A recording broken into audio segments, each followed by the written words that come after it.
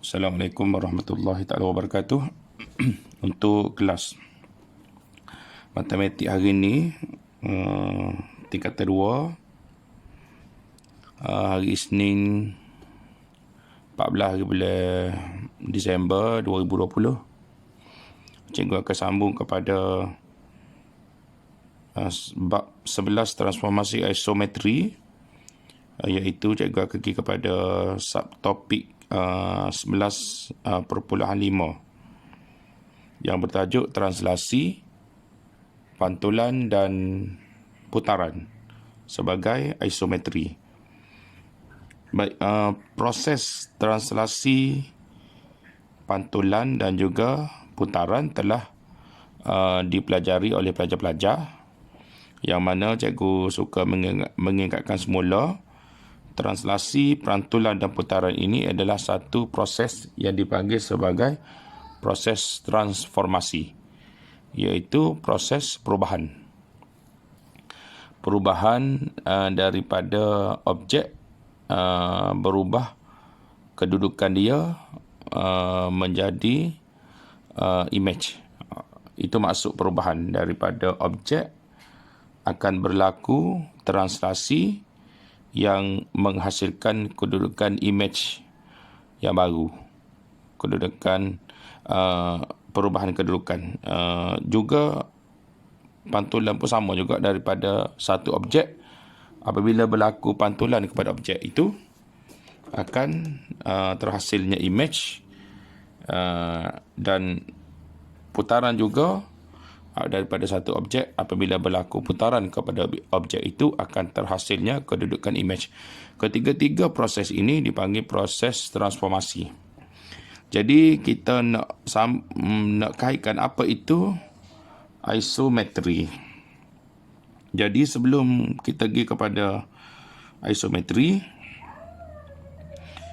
terlebih dahulu pelajar akan melihat satu istilah ataupun perlu memahami satu istilah yang dipanggil pada muka surat 231, yang disebut sebagai istilah kekongruenan. Kekongruenan. Apa maksud kekongruenan?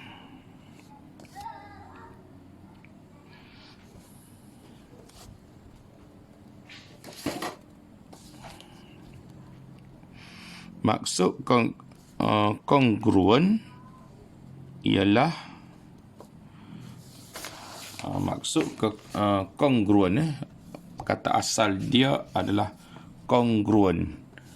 Kongruen ialah, maksud kongruen ialah bentuk yang sama dan saiz yang sama.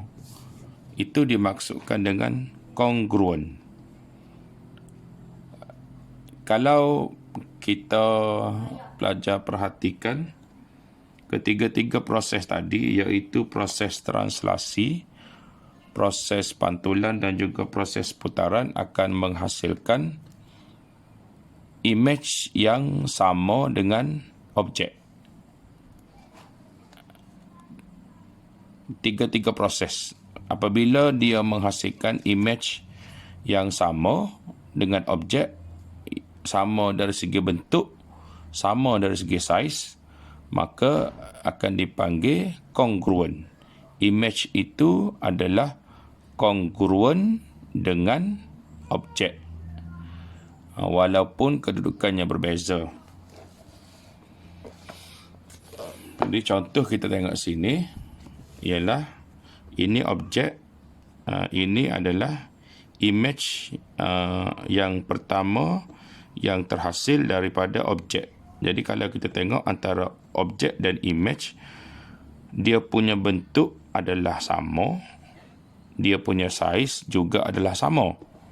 Maknanya image yang pertama ini dipanggil kongruen kepada objek. Kongruen dengan objek. Cuma daripada objek nak terjadi image yang pertama, proses transformasi yang perlu berlaku ialah proses putaran. Objek apabila berlaku putaran akan terhasilnya image yang pertama. Jadi image yang pertama ini adalah dipanggil image yang kongruen dengan objeknya. Tengok pada image yang kedua. Kita bandingkan image yang kedua dengan objek. Kalau kita tengok image yang kedua dengan objek, kita dapati bentuk dia juga sama. Bentuk dia juga sama. Dan saiz dia juga sama. Jadi daripada image ni, bagaimana terhasilnya image? Sebenarnya image yang terhasil, image yang kedua ni terhasil apabila berlakunya pantulan daripada objek. Apabila terdapat paksi pantulan, maka objek itu akan dipantulkan pergi menjadi image yang kedua. Dan kalau kita perhatikan bentuk image yang kedua, bentuk dan juga saiz adalah sama dengan objek. Maka image yang kedua ini dipanggil image yang kongruen dengan objek dia. Sama juga dengan image yang ketiga. Kalau kita perhatikan, ni nampak jelas lah. Image yang ketiga, bentuk dia adalah sama dan saiz juga adalah sama dengan objek. Jadi image yang ketiga ini adalah image yang kongruen dengan objek. Cuma untuk terhasilnya image yang ketiga, objek ini perlu berlaku proses translasi, perlu berlaku transformasi, iaitu translasi. Apabila objek berlaku translasi, maka terhasillah image yang ketiga. Dari segi bentuk image tadi, image ini dipanggil image yang kongruen dengan objek. Okey, kalau jadi itu maksud kongruen, iaitu bentuk yang sama, saiz yang sama. Jadi kita pergi kepada apa itu isometri. Pada muka surat 231 menceritakan kepada kita di bawah suatu isometri, objek dan image adalah sama bentuk dan sama saiz. Oleh itu, objek dan image adalah kongruen. Ingat tadi cikgu ada maksud kongruen ialah sama.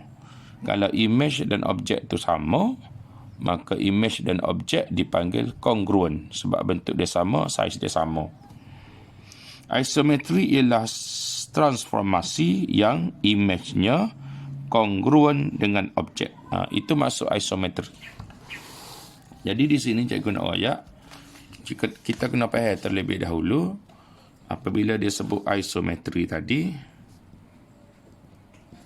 dia memberi maksud image yang proses kongruen ni ialah proses transformasi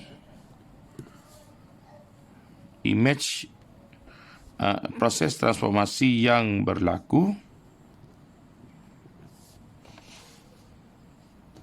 yang menghasilkan image yang kongruen dengan objek. Itu maksud isometri, iaitu satu proses transformasi, suatu proses perubahan yang berlaku yang mana ia akan menghasilkan image yang kongruen dengan objek. Jadi kalau kita perhatikan isometri ini, tiga-tiga proses itu adalah isometri. Apa dia? Tiga-tiga proses, iaitu proses pantulan, proses translasi dan juga proses putaran. Ketiga-tiga proses ini, 1, 2, 3 ni dipanggil proses isometri. Sebab ketiga-tiga proses ini menghasilkan image yang kongruen dengan objek. Jadi tiga-tiga ini dipanggil isometri. Itu definisi isometri yang perlu pelajar faham.